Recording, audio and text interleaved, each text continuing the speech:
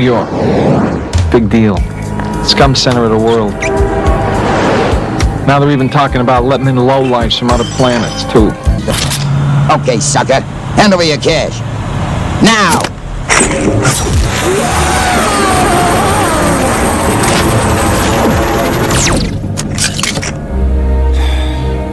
Stupid asshole. Nobody touches Harry King unless I want him to. Hey everybody, I'm Jay Bullington. And I'm Keith Carcino, and we want to know, Have you seen this one?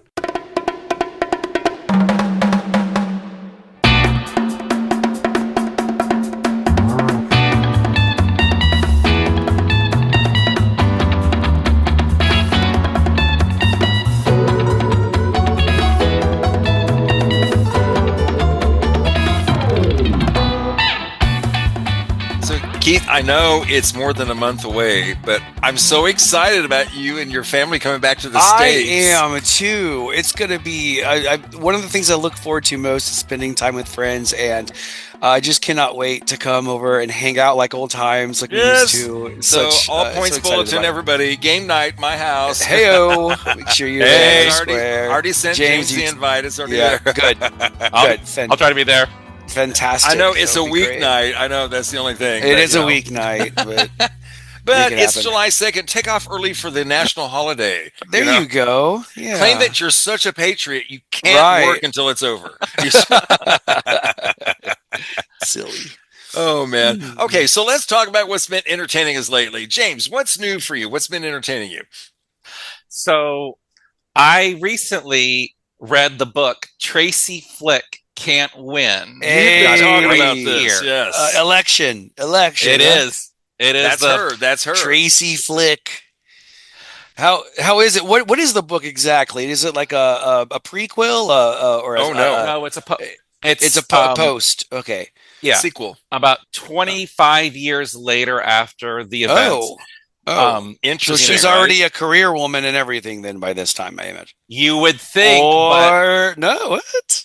You would think, but she either that or in jail. She's one of the two. No, no. I think. Well, she was kind of stopped. There's no mention in Tracy Flick Can't Win. There's no mention of Mr. McAllister, the Matthew Broderick character. Now that's the one that should be in jail. Oh, for sure. That guy was a piece of work, man. Yeah. He was cheating on his wife, and the fact that he left school in the middle of the day during a test to go prep the little motel rooms in order for his affair. They would call that as a hoe bath. Appropriately so. Well, and in the book, it's just years later, you would think that, she had this ambition of becoming like the first president of the United States, but life happens, and she ended up at Georgetown. She ended up having an affair with one of her professors. Shocker. And she ended up becoming a mom. I know. It's like what? Oh. Yeah. And so that kind of put a monkey wrench, and her mother encouraged her to keep the child, and so she did, and then now she's a vice principal in a place in New Jersey. She's a VP. I know. She's a VP. I can't see her accepting a vice principal position, but go ahead, James. Go ahead. And she ends up just now that with the principal, he is now retiring, and now she has to campaign to be the principal? Be the principal. Yes. And so all these events start coming back. And then this is also during the Me Too era, where she's looking at all these stories, and now that event that happened with her and her teacher, and it's just like, it's going to come back unearthed. She kind of a while was kind of dismissive about it, it was kind of a temporary thing. That's what happens, but no, it's crap. Yeah. It's really, and she started realizing, hey, wait a minute. I really had it against me. Not only did I have this, but I also had his best friend, a grown adult, try to, ruin my ambitions. Yeah. Right. Like a teenager. She did. Yes, in election, her ripping the posters, that was her biggest offense. Yeah, Which and she is extra. I mean, Tracy is extra. But that doesn't mean she's evil. He was evil. He had evil intent. He had very malicious intent because he felt that she got rid of, like, he thought that she ruined their lives, but he ruined their lives. And you know what? His wife was one lucky woman because, you know, they were trying to have a child. They didn't have a child. And you know what? Now she went like Molly Hagan. Good. Yeah. See ya. Yeah. I would definitely. They are saying that I think I saw something. Alexander Payne is working on a script for that. Reese. I was going to ask. I would love to see that. It has to be Reese. Reese has got to be the one to go through with that. Oh, yeah, and I think she would. In fact, I can see her producing it, maybe even directing it. You know, you never know. Well, doesn't she have like her own production company? Yeah, because when she did Little Fires Everywhere, she read the book and then she produced that movie. Yeah, yeah. She has her own like produce fashion a TV line show and boutique too. She's quite the businesswoman. Oh yeah, good for her, man. She's rocking it. And her daughter is like a spitting image of her. Just really? Like I didn't know. I've never seen her daughter. That's cool. Cool. And then what I've seen, I watched the TV series The Boys. Have any of y'all watched that one? Oh, I've seen a couple episodes of it. Okay. Yeah, I've heard of it. I'm not into superhero stuff. So, and it's superhero, right? It's like when they're kids or something. Or actually, with that, it changes the superhero dynamic. It's actually a lot of the superheroes are actually villains. Oh, but that's right, yeah. I'm sorry. It's gonna take a lot to get me to watch one of these shows or movies. I have just zero interest in these things. I've heard good things about those who have seen it, but then again, it does help to be interested in. Yeah, I've heard good reviews on it. Of all these things, this one is getting a lot of good buzz. You know, I hear a lot. I've never heard negative stuff about it. Let me put it that way. It's older too. It's been around for years. It's been around a little bit. It's been around. But it's just not my thing. You know, it's just like Harry Potter. I tried. I just couldn't get into it. I watched the first one, and I didn't really get into that. And a friend of mine who's my friend's it's their daughter, but she's my friend now too. She's an adult. When she was a kid, we were pen pals, and she was all into Harry Potter. And you have to read these books, Jay. So I tried so I could talk about it with her, but it just didn't happen. Didn't click. I just couldn't click there. Okay, James? I'm probably gonna get some tomatoes thrown at me with this podcast, but I'm gonna tell you, okay, Maria Margolis. Are you familiar with that actress? If you ever watch, she is so hilarious. She actually funny as hell. She is, and she was part of it, but she says, you know, if you're an adult and you still read the Harry Potter books, you need to get a life. Really? And so, come on, you know. Do bear in mind, you know, she comes from like the Shakespearean background. And all that she does, and you would never know that to hear her talk until you hear her like recite Shakespeare, and then it's like, whoa, this woman is amazing. But but to hear her talk, she's so foul mouthed. She's hilarious. What's the British talk show of the guy? What's Graham Norton? Yes, Graham Norton. Oh, I love clips of her on that show because she just, and they let her say anything, you know, and they don't bleep it out. It's out there. She's hilarious, man. I love her. Everything she's in, even if she's in a bad movie, she's one of those actors, even if the movie's not great, you know, when she's on screen, you're going to be enjoying it. She forever holds a grudge against Winona Ryder because supposedly when they did The Age of Innocence, that movie with Martin Scorsese, she says, Winona Ryder jolly well should have been campaigning as a lead because I was a supporting player and she was a lead. And Winona Ryder got nominated for supporting actress. Maria Margolis did get a BAFTA award for supporting actress for that movie. So I guess she was. Yeah, so I can see that. I mean, that was the year that Anna Paquin won for the piano. And I understand. Well, yeah, I can see that too. And I understand what she's saying, but really, in that movie, I didn't consider Winona Ryder the main character. Well, I would almost say that almost He's her and Michelle Pfeiffer are almost equally supporting. Almost. I agree. I agree. I think they're both supporting characters. They are not. It's The main Daniel character Day-Lewis. is him. Yeah. I agree. I completely agree. But who's listening to us? But Yeah. our 10 listeners or 11 listeners. Sorry. Hey, I've been telling people and doing the link, so there's more coming. Oh, that's why we have 11 now. Yay. Okay.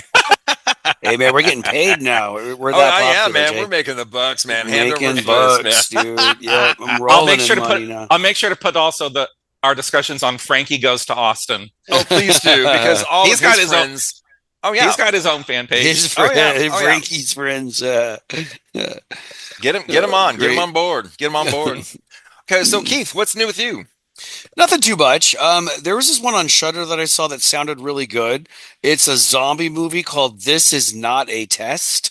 Okay. It's about this girl and four of our other friends who take shelter in their high school during a zombie outbreak. And so it sounded like, okay, this is zombie movies, even bad ones are good. This one was pretty bad. There were some I'm parts glad to hear thinking, this because I saw it on there and I'm like, yeah, okay. I wouldn't recommend it. I There were some trust your parts that were just opinion. like, what are they doing? Especially Like, on this. there were some questions that were made that I just don't think, and it's not even like, okay, if I was a character in that situation, I wouldn't do that. But for example, in the beginning, the main character has a zombie explode like in her face. She has blood all over her, and she finally makes it to this place for shelter, and she goes to sleep with blood all over her. Wakes up the next day. Like, you didn't think to like just wash it off, or like I don't know, it's just little decisions like that that made me think like, are they even really thinking through with all of this? And there were Okay. other things that happened that were Let me just ask like, you this. When oh, she fuck, woke up the next day, was the blood still all over her? it was still all over her. Okay. It was like okay. dried At all least, over. Okay. Okay. At Yeah. least they didn't do that. And then she got up and then she went to the bathroom and finally started washing it off slowly. Okay. But even after she was done, she didn't completely wash it off. It was Well, still like in her roots of her hair. But that's I don't know. real, though. That's more realistic than it being clean. You know what I mean? She could have taken a shower or something. I don't know. Anyway, I Or wouldn't she could have recommend just- it. Well, At least obviously. wiped her face a little bit Yeah. with like, you know. Okay, Well, she what this did, is but- telling me is that you're having time to think about all this. That means the movie is not capturing your real attention. You know what I mean? Really not. Exactly. Yeah. It had my attention in the wrong places. I Yes, think. yes. Yeah, yeah, that's right. But I mean, there were some pretty good parts, but again, there's so many other better zombie movies out there that I would recommend God, before yes. watching this one, you know? Yes. So, yeah, but that's about it. How about you, Jay? What's been entertaining you? Okay. Recently, Cynthia and I went to the Austin Public Library downtown, the downtown one. Oh, It yeah? is so for book lovers. Isn't it amazing? Yeah, it's so fun. it's really cool. Yeah, It's so much fun. We went the it's other a day. beautiful building. Yeah, It's gorgeous, and the view from up there, and they've Yep. got that great rooftop garden where you can sit up there and eat your lunch and read. Right. And just God, it's gorgeous. Love you, Austin Public Library. I checked this book out. James, I recommend this book highly. It's called "You Ain't Heard Nothing Yet: Interviews with Stars from Hollywood's Golden Era" by James Bodden and Ron Miller. It is so fascinating. These old interviews with these famous people, and the interviews are really short and to the point. I like that. Oh, good. But I love what it does. They describe, okay, this is when it happened. Here's the setup. He had just made this movie. I was just starting out as a writer.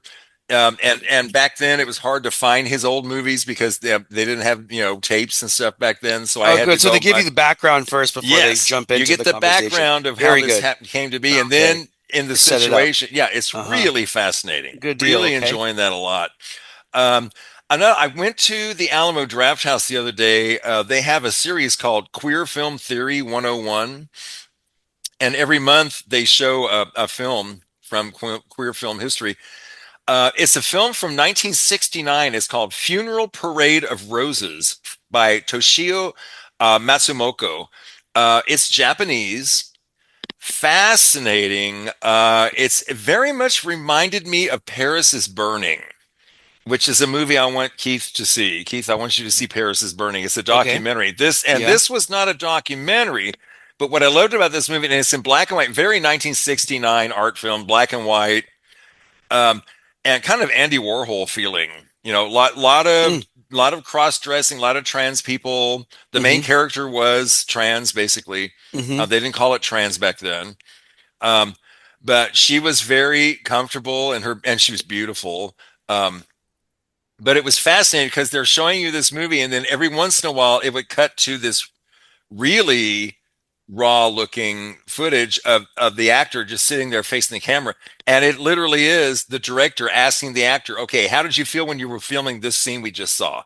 So you're literally watching the actors talk about what they just acted. Yeah. It was really fascinating. If you ever get a chance to see that, it's really good. It's a great queer cinema film. I really enjoyed it. All right. So that's 69. Let's move up to 1981. When were either of y'all here then? This was filmed a few months before I was born. Okay, but James, how old were you when this came out? So I was born in 74, so I would say I was at and I didn't turn 7 till at least, I didn't turn 7 till December, so I'd probably say 6 so probably about 6. Okay. So this movie was rated R. Oh wait, well let's go. The movie is Heavy Metal from 1981. Let's get into it.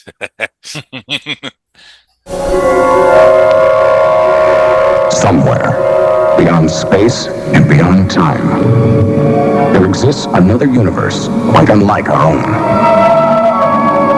A parallel universe. A universe of worlds within worlds, and possibilities within impossibilities. A universe of mystery. A universe of magic.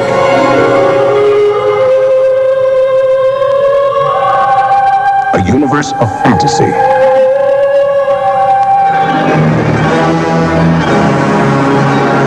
A universe of decay and destruction. A universe of awesome good.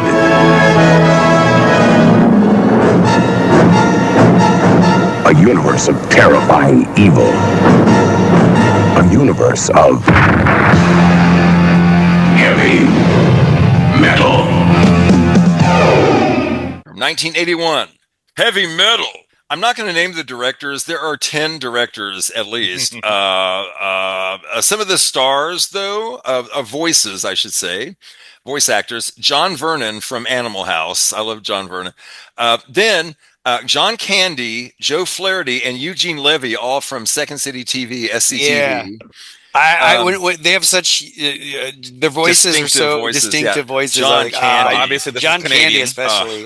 That's John Candy. But it kills me that Catherine O'Hara and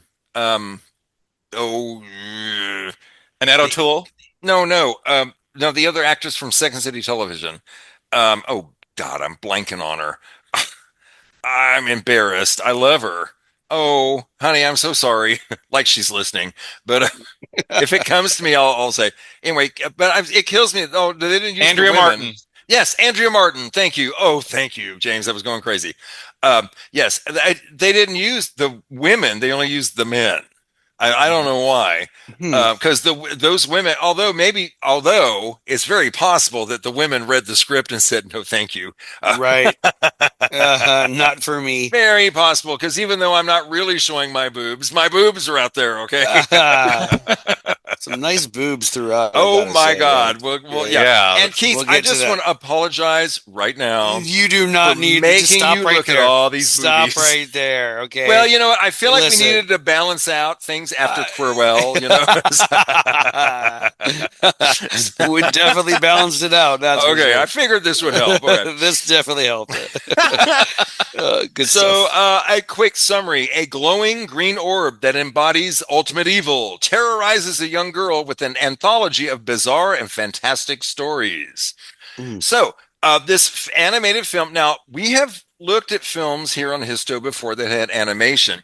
2 of them are films I recommended that only had brief short animated sequences. One was episode 100, Run Lola Run, and the other one, episode 152, Hedwig and the Angry Inch, has a really brief animated segment. Both those movies, I loved both those movies. Yeah, okay, but Yeah. oh yeah, but such good ones. we've only watched 2 movies ever on our show that were fully animated, and both of them were movies that Keith I recommended. recommend. That's right. That's right. Number 80, episode 80, Waking Life. Waking Life. Yep. And then and episode 2, The Animatrix. Yes, The Animatrix. The Animatrix. Yes, I remember. very good. Yep. Yeah. So it's so funny that even though I love animation, you're the one that's really, been making us watch. I always say that, recommending. Not making. That's the word. Yeah. That's the word. Yeah.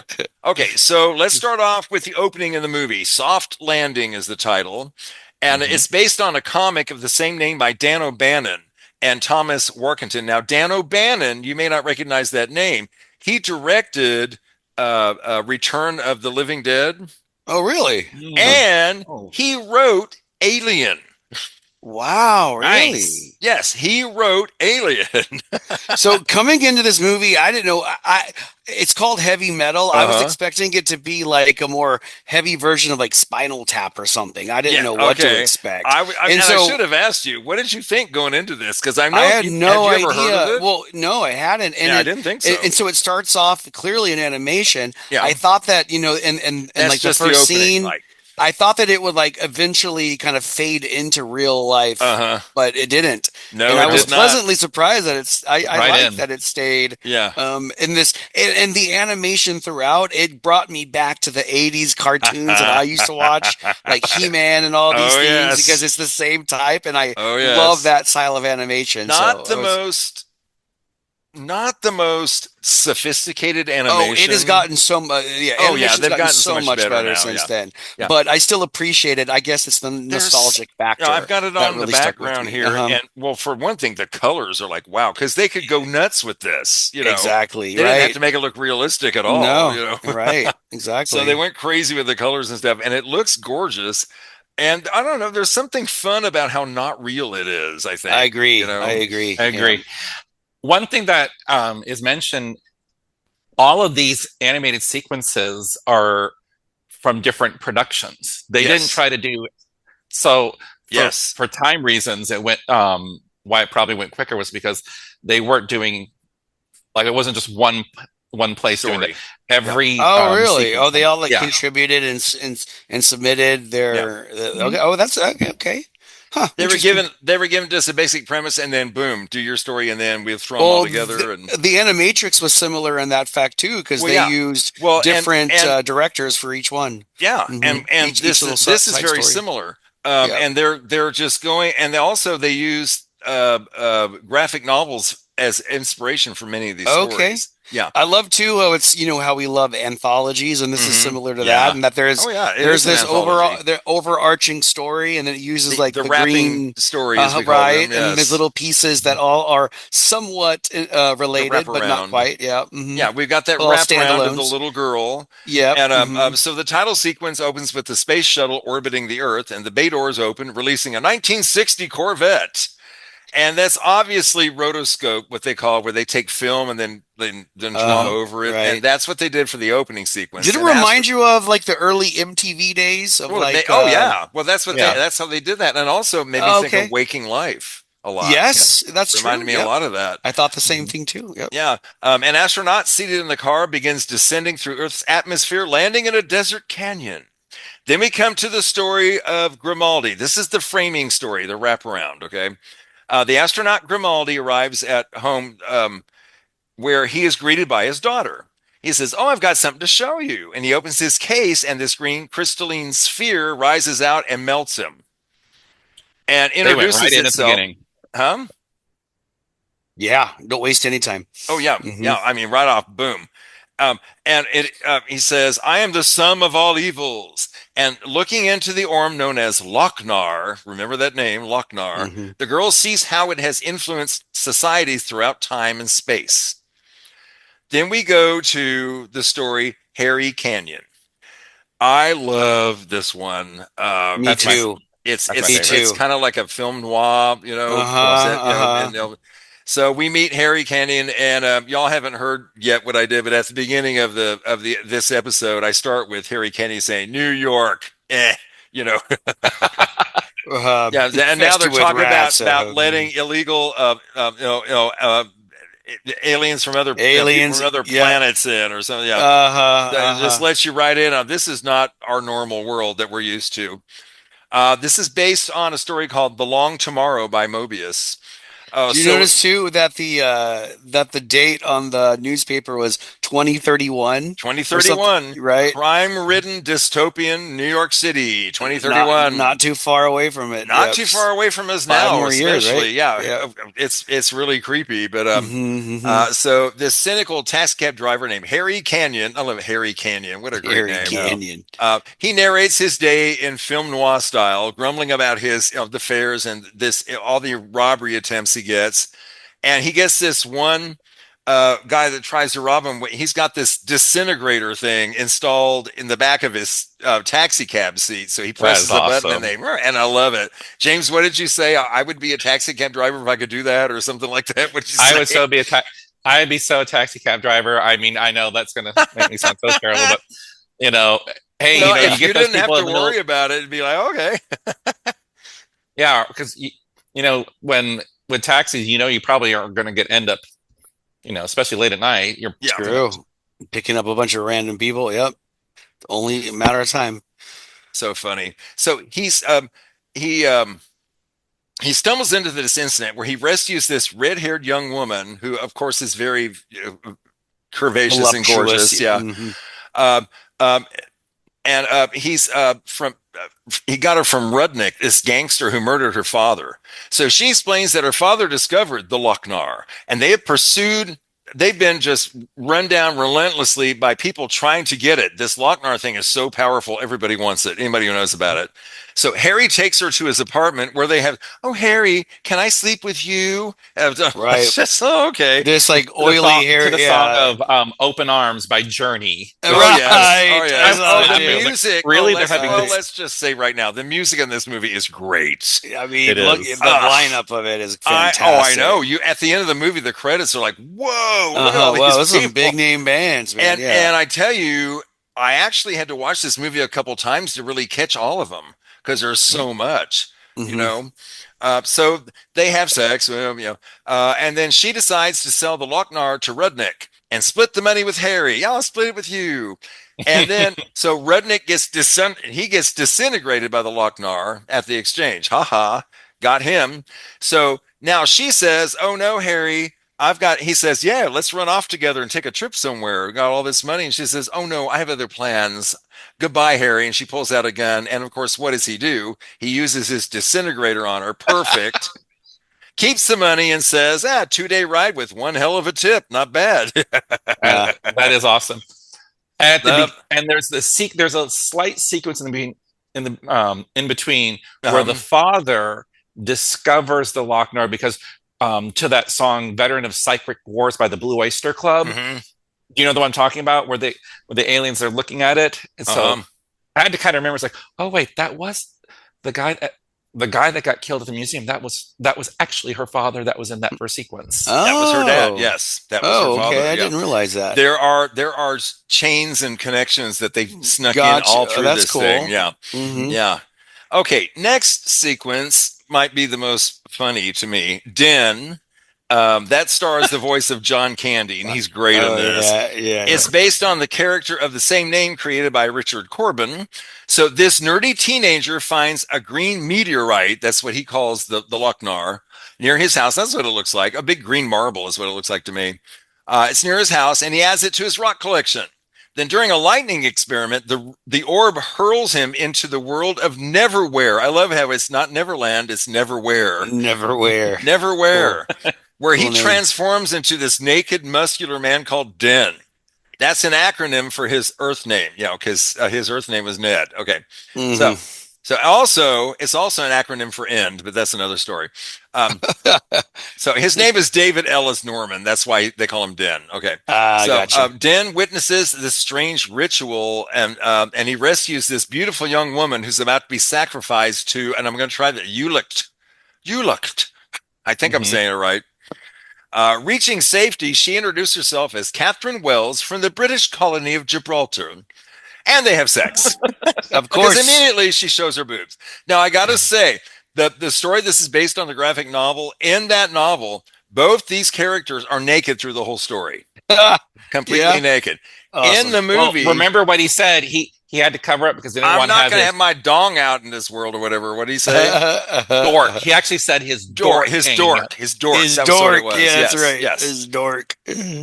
So he didn't want his dork out in this world. But notice that, of course, they did that so that they didn't have to show penis, but they show plenty of naked women everywhere in this movie. Full frontal. Yep. Oh, that's right. Yeah. I just saw it. I'm looking at it right now. Harry Bush is there included. it is. Mm-hmm. Yeah, and I mean, all gorgeous. I'm just whatever. But, very good drawings. Very good drawings. Yeah, they are very good well. drawings. I mean, those drawings are probably the best in the whole movie. Gee, I wonder why. Uh-huh. I wonder if they spent more time on those. I don't know. So funny.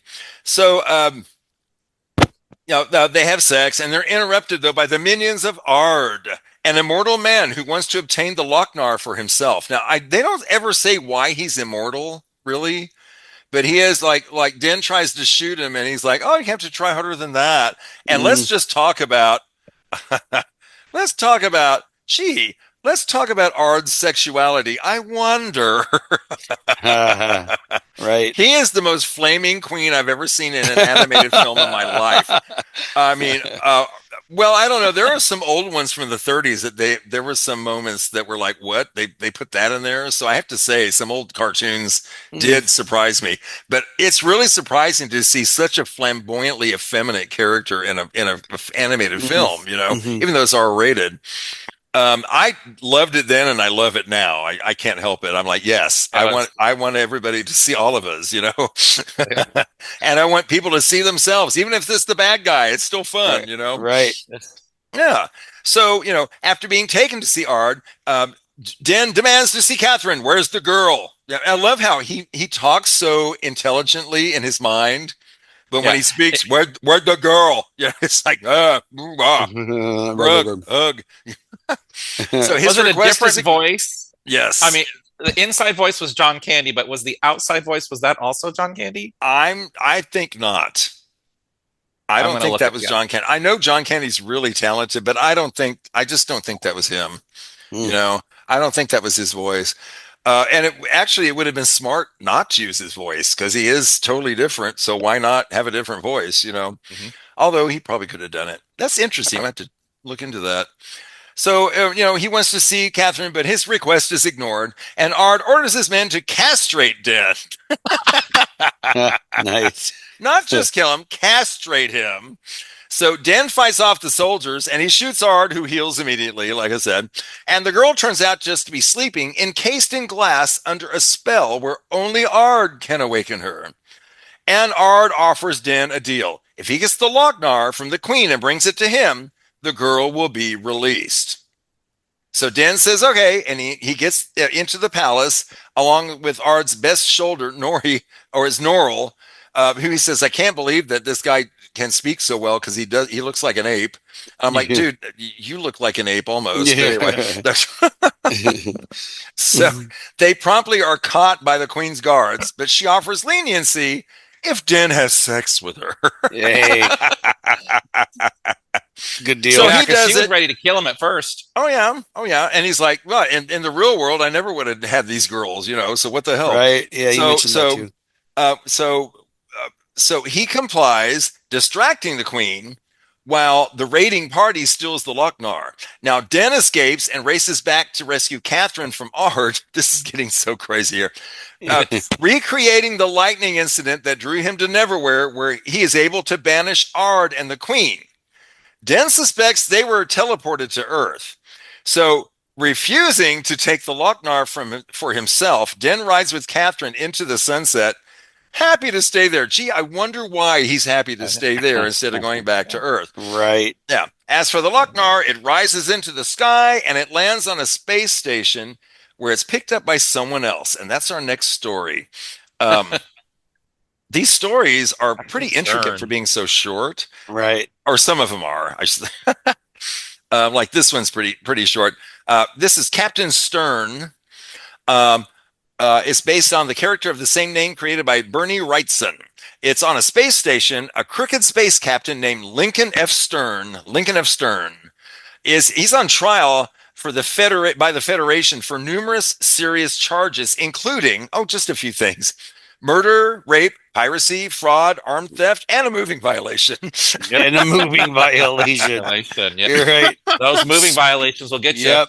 Speeding. So, pleading not guilty against the advice of his lawyer, Charlie, who's afraid, dude, you're going to be found out and you're going to be found guilty and you're going to die.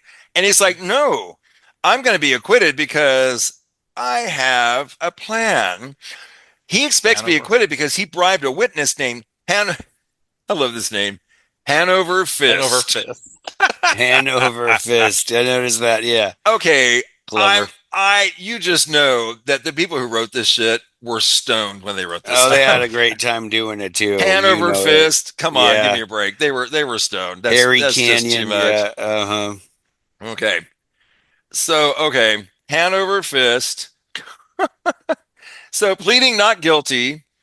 Okay. So, I'm sorry, I lost my place because I was so into the name. Okay. Fist takes the stand and revealing him to be the man who discovered the Lochnar aboard the station earlier.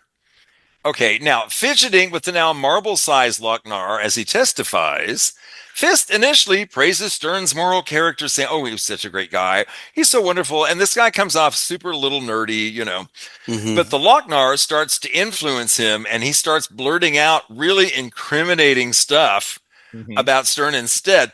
And then, getting mad at Stern, Fist changes into this hulking, muscular brute that changes Stern throughout the chases Stern all over the station, breaking through bulkheads and just wreaking havoc everywhere. Yeah. Eventually, he corners Stern, who gives him his payoff, and then he promptly shrinks back to his scrawny little form. He's, "Oh, thanks, that's all I wanted. I wanted my money." So Stern opens the trapdoor under Fist and ejects him into space. The Lochnar enters Earth's atmosphere with Fist's flaming severed hand still clinging to it. And the captain was played by Eugene Levy. Yes, it was. Okay. And that's, of course, from Schitt's Creek and the father of Dan Levy. I love those two guys. They're amazing. Amazing. A Splash. That's right. That's right. Yep. Okay, the next story is Neverwhereland, but it's not in the movie. There was supposed to be a story here called Neverwhereland, and because of time constraints, they decided, nope, we're going to cut this out and just go right to B-17. So it was about the Lochnar upon the evolution of the planet, and it was done to a Pink Floyd song Time, song Time. Good one. And it was all visual. When the 1996 super trippy. Yeah, very trippy. When the VHS tape came out in 1996, they had this segment at the end of the tape just to show people that. And then on the DVD, they said it was included in the bonus feature. Oh, cool. Okay. I have to look. You know what? I don't know if that's on mine or not. I've got the Blu-ray. I wonder if it's on there. I'll have to look. That'll be interesting. Okay. The next segment, B-17. This is the World War II B-17 bomber. Okay. Named Pacific Pearl, and it's making this difficult bombing run, and it suffers some really heavy damage with all the crew getting killed, except the pilot and the co-pilot. Okay. So as the bomber limps home, this poor plane, the co-pilot goes back to check on the crew, and finding nothing but dead bodies, he notices the Lochnar trailing the plane. So he lets the pilot know, he says, "Hey," and he heads back to the cockpit. But when the Lochnar rams itself into the plane, it reanimates the dead crew members as zombies. I love it. Here's zombie time. Here we go. Yep. The co-pilot gets killed while the pilot parachutes away just in time. He lands on an island where he finds a graveyard of airplanes from various times all through history, along with the wrecked airplanes, zombie-fied airmen who surround him. Couldn't we get know away. what happens next. Yeah. That sequence actually was kind of a bit of a horror sequence. I thought. Absolutely. I loved it. Yeah. Absolutely. And it was zombies. I love it. Yeah. It's probably. Go ahead. I remember. I think at the total feeling of that when I first fully watched it, like in the middle of the night when I used to work second shift over a manufacturing plant, and I would put in a movie in the middle of the night, and that movie, I just remember that portion in the middle of the night. It was just the tone was just so chilling, so creepy. It was like you could make a horror movie right out of that. Oh yeah, it really is a miniature horror movie. It really is. Yeah. I think this movie is a horror movie. I mean, think about it. The people in the taxi cab that get right all this stuff incinerated. going on. Yeah, I mean it's a horror movie. I mean, a green orb at the beginning of the movie just eviscerates Yeah. this poor girl's father right in front of her, right in front of her, and then it's cornering her, like showing all the evil stuff that he does. I mean, yeah. Not exactly the Saturday morning cartoon. Right, exactly. Right, Bugs Bunny. It's not a Scooby-Doo episode. Not Looney Tunes, yeah, that's for sure. Although that would be kind of cool to have a Scooby-Doo episode associated with the lock door. That would have been kind of a cool thing back then. Oh, I think that'd be a really fun crossover there. That'd be interesting. Yeah, I would watch. I'd watch. May not be able to include as many boobs though as they have in this. Probably not. Well, maybe not as many, but we're into more modern times. Come on, I want to see Shaggy naked. Come on, let's do it. I want to do it. I want it. Gee willikers. Shaggy dork. Okay. Okay. Next segment. So beautiful and so dangerous. This is based on the comic of the same name by Angus McKee. So this Dr. Anrak, a prominent scientist, he arrives at the Pentagon for a meeting regarding these mysterious mutations that are plaguing the United States. They're all over. So at the meeting, the doctor tries to, he's like, everything's fine, don't worry. But there's something weird about the doctor, right? Immediately, he looks different than everybody else. Yeah. Something odd about him. He sees the Lochnar in the locket of Gloria, this beautiful buxom. Yeah. I imagine another buxom woman in this movie. I mean, there's a theme going on. I know, here, right? She's a stenographer, I'm guessing. And he begins to behave, let's just say, erratically, and then basically he motorboats her. He motorboats her. He couldn't help it. Sorry, I just felt the need. He does. He's like, right in him. Middle of a meeting. He just can't control himself. So this colossal starship drills through the roof and abducts the doctor, and by accident, Gloria also. And I love when she's being sucked up there. Did you see her expression? She's not scared. She's like, huh? This whole segment is just like, what? It's silly. It's silly. You can of course. That whole sequence just. That section just made me laugh so much. Oh yeah, it's hilarious. It's just ridiculous from the get-go, and it just gets more and more crazy. So they get up there, and the ship's robot is irritated at Anrak, who is actually a malfunctioning android, we find out. But its mood changes when it sees Gloria. Ooh, okay. So with the help of the ship's alien pilot, Edsel, and co-pilot Zeke, the robot convinces Gloria to stay on board and have robot sex, albeit off-screen, Meanwhile, Edsel and Zeke snort a huge amount of powdered drug called plutonium Nyborg before flying home, zoning out on the cosmos, and they're too messed up on this stuff to fly straight. They crash land into this huge space station, but somehow they're okay. I don't know. What did both of them say? Like right before they said, "So you know what that means?" And there was like, I forgot. I didn't what they yelled out. I think they said, Nyborg time or something, and they're talking about this stuff that they're snorting. Because I had the subtitles on it. They did. They said it's not something about Nyborg. And their nostrils just protruded out. Oh, I know. Out. Well, that's so hilarious. That scene is like, oh my God, that's so. And of course, this came out, in the 80s. So hello, right? That was very, very timely. Okay, okay. So now that's how that segment ends. We get to Tarna. That's 2 A's. Taarna. Tarna, based on Arzak by Mobius. The Lochnar, now the size of a giant meteor, it can just grow and shrink at will. It crashes into a volcano on another world, and it draws this big old mass of curious people.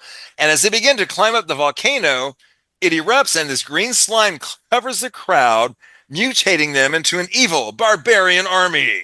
Dun dun. Dun, dun, dun. Yeah, that's Death to EBA. all EBA, of- Evil Barbarian Army. EBA. Okay. So the mutants then attack a nearby city of very peaceful scholars. Well, we're just peaceful scholars. Well, we're just reading. Why are you doing this to us? The desperate though, the city leaders, they mentally summon the Tarkins, a once powerful. Go ahead. But it was summoned too late, right? I mean, Yeah. it came because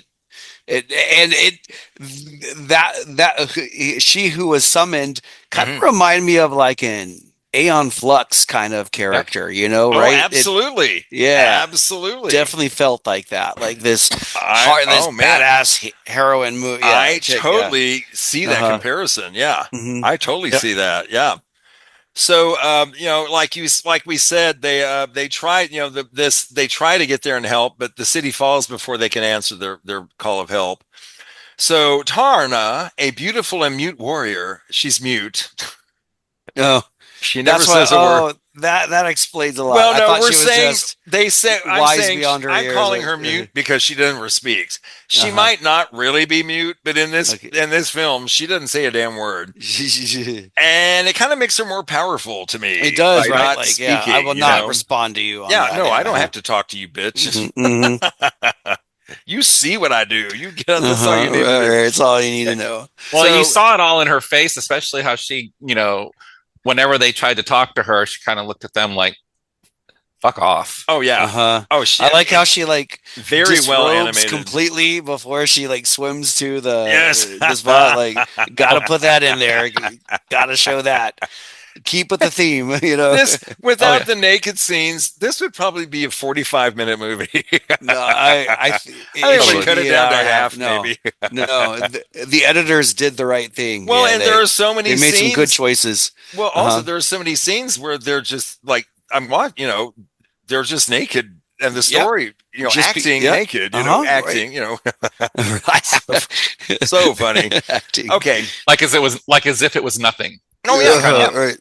Just an everyday so thing. as we discussed, she ritually prepares herself.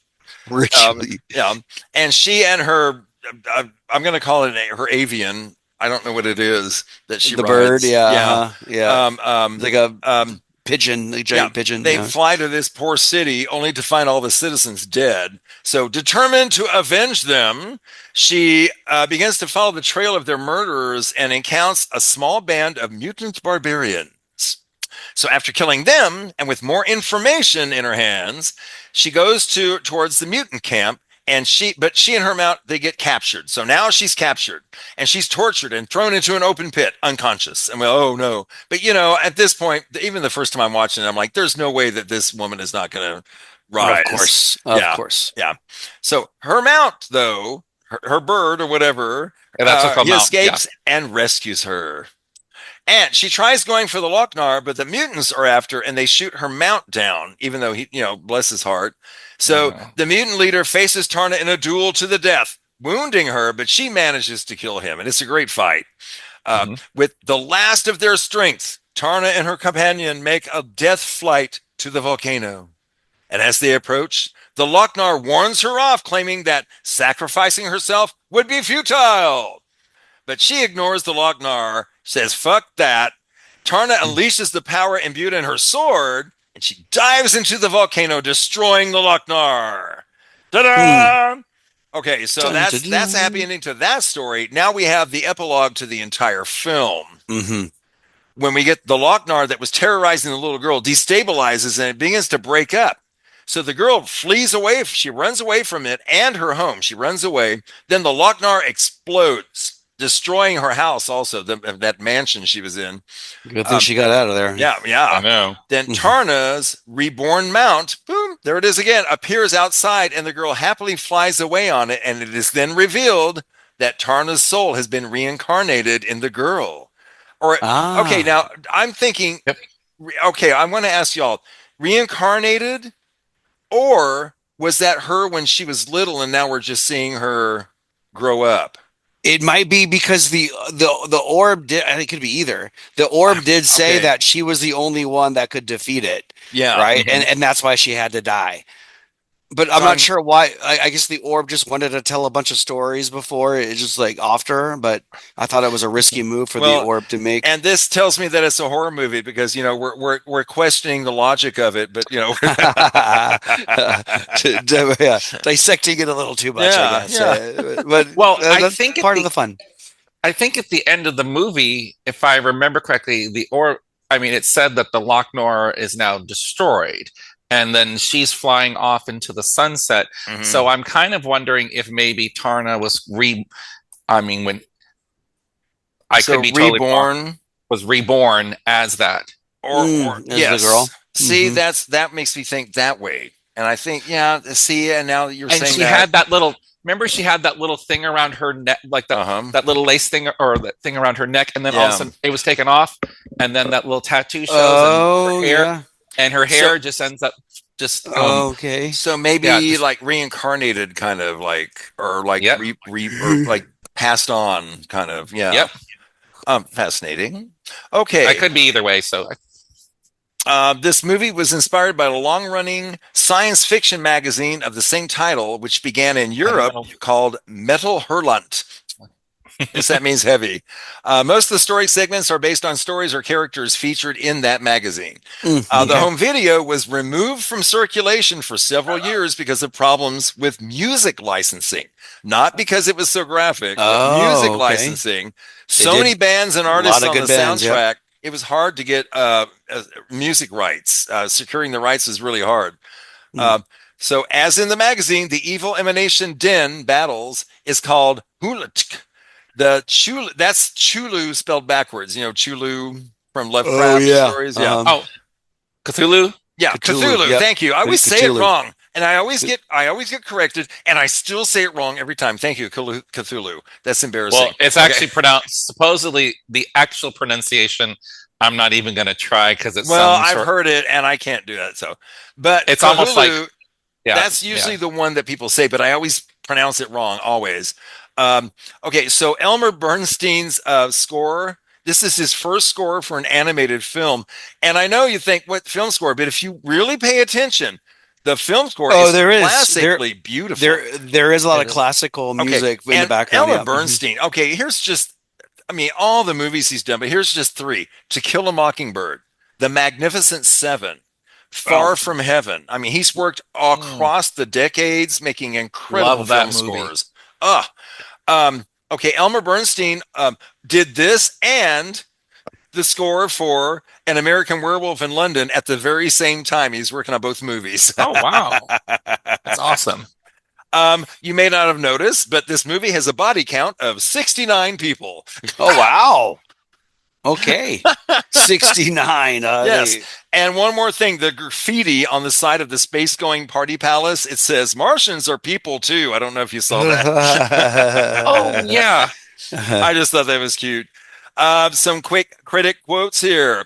Variety staff quote from 2009 says, initial segments have a boisterous blend of dynamic graphics, intriguing plot premises, and sly wit that unfortunately slide gradually downhill. That's their consensus there. Okay. Derek Adams from Time Out 2006 said, fantasies that are gratuitously sexist and fascist, macho whoring and warmongering, and whose roots reach all the way back to post-hippie paranoia, feed the tangled plot lines of a movie that should disappoint even the teenage wet dreamers.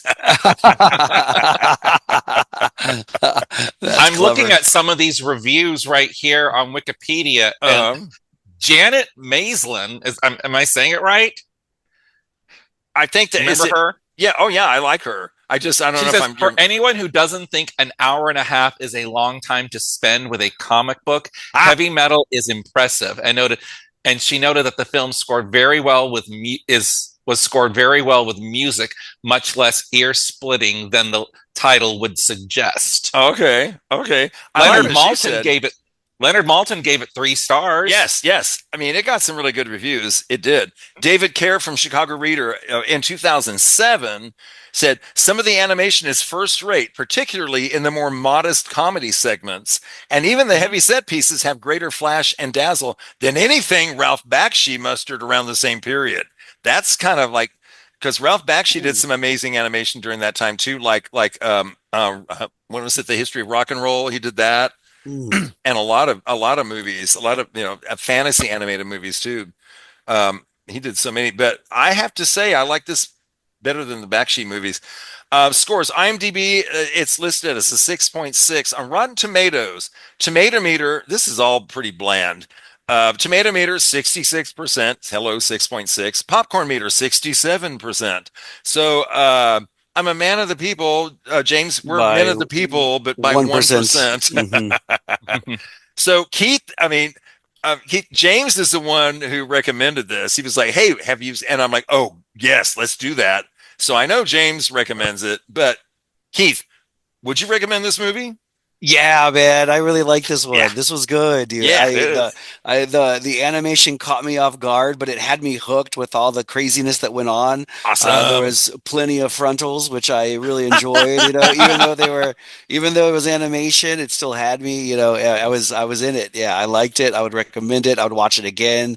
I love the '80s style animation. It really brought it all to life, and I thought it was a cool story. I love anthologies too, so it was a nice mix of all those things. Yeah, I felt really good going in for you here because we both love anthologies so much. Yeah. And I know you love horror movies, and there's a lot of horror elements. There's here. a lot of that. Yeah, a lot of that here too. Like I say, you're the one who suggested animated films in the past, so I knew that wouldn't bother you. Yeah, no.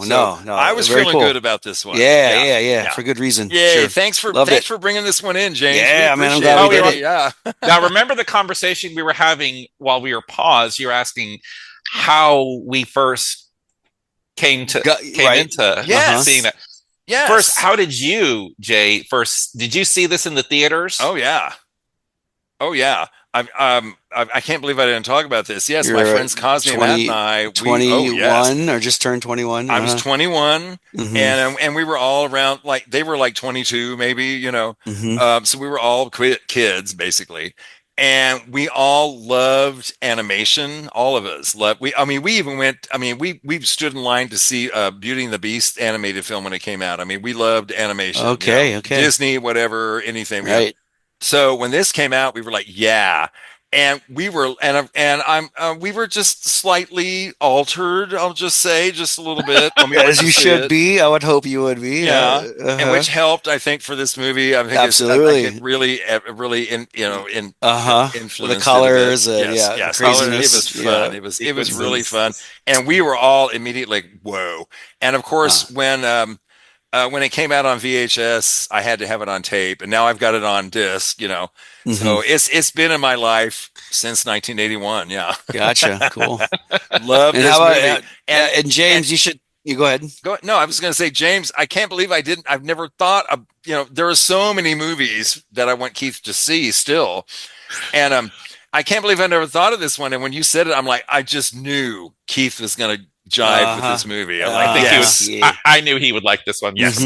Right. Spot right on. Up, right down the perfect alleyway, man. That's right. I'll tell you how I first came about this movie. It was by accident, and well, so go ahead. Yeah. Sorry.